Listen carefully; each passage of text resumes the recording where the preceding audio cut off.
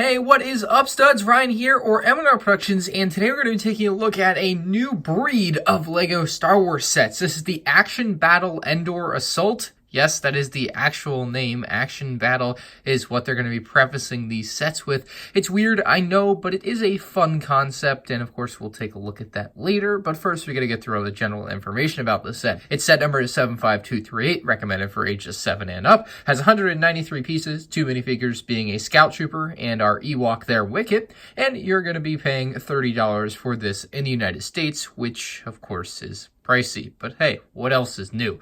Of course, this new set includes a couple of the good old spring-loaded shooters, the big hefty ones, and we'll be using those later on. This is not a 20th anniversary edition set, so it does retain the regular 2019 packaging, which is nice to see mixed in there.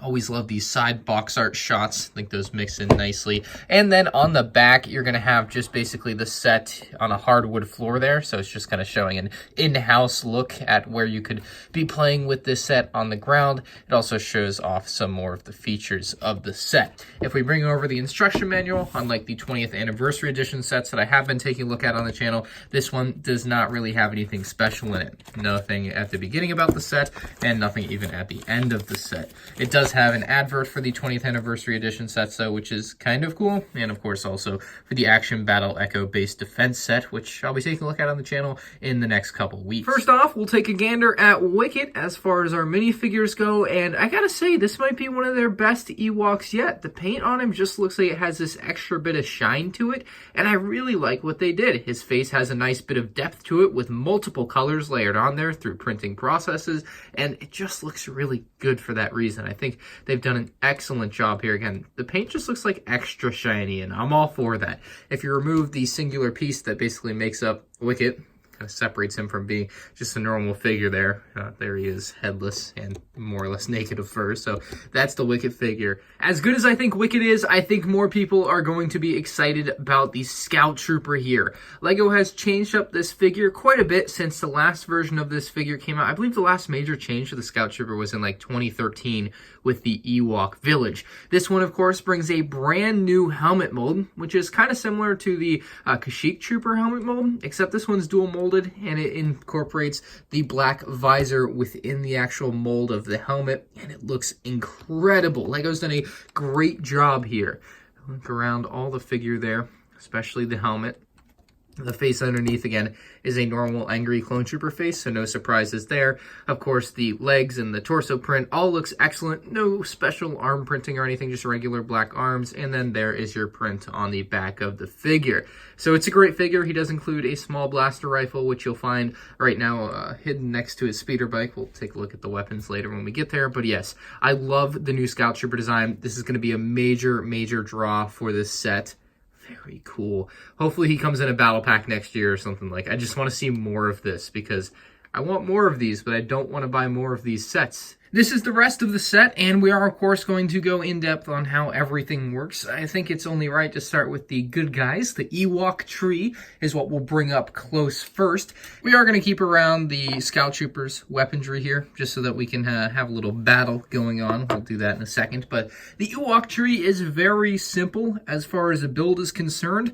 It's really made of pretty simple bricks, not very difficult to build. A little bit of Technic action in the back here to help the function work, but other than that, you're not going to find anything crazy on this tree. It's got a 6x8 base, and yeah, that's about it. It's got some nice cheese sloping and everything, but, you know, it's a pretty simple tree. Very small, maybe 100 pieces, if not less.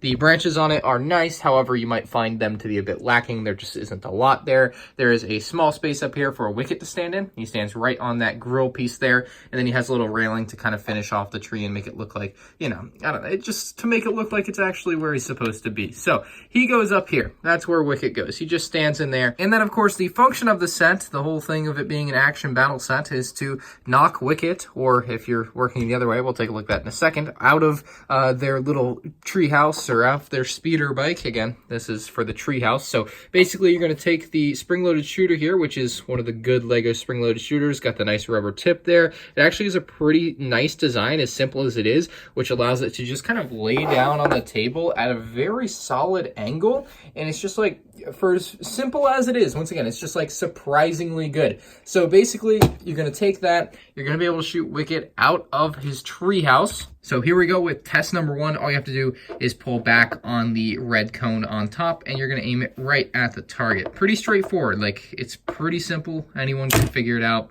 And that didn't work as well as I had hoped. We'll give it the benefit of the doubt, resetting Wicket up top. Again, the spring-loaded shooters, they literally just load in until you hear them click. Like that. And we're going to try it again. Maybe a little farther back. Maybe it's just too close, going too fast. We're going to take another shot here. There we go. Wicket comes flying out. And that's basically all the action battle is that you can go back and forth with these spring-loaded shooters. So you've seen it against Wicket there. Just load that back up.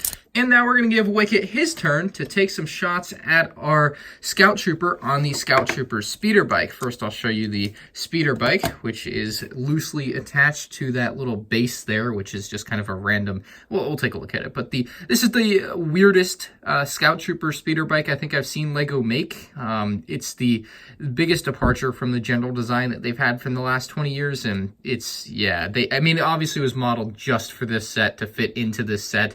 And it's a pretty simple build. It's not something that I want to really see more of in the future. I want to see them go back to their more realistic looking speeder bikes. But for now, I suppose this one will do. So if you want to take your Scout Trooper, he can actually just sit right in there. He doesn't have any studs or anything. He's actually going to be part of what flies off when you do hit the target against him. So you can have him looking over. And like I said, this is the base for that. And it's just kind of like, I don't know, I guess you could assume it's like a tree stump or something, but it's really just kind of random green and brown parts put together to kind of fit in with the set. You, of course, have his weapon there that I was talking about earlier. You did notice Wicket's spear on the tree, hopefully, and just some plantery kind of growing out of this 6x6 base. Anyway, there's a little Technic mechanism. Obviously, when this gets hit, it's going to push back, and it's going to make this fly up. So we're going to give it the good old test and see how well it works against the Wicket's spring-loaded shooter. And 3, 2,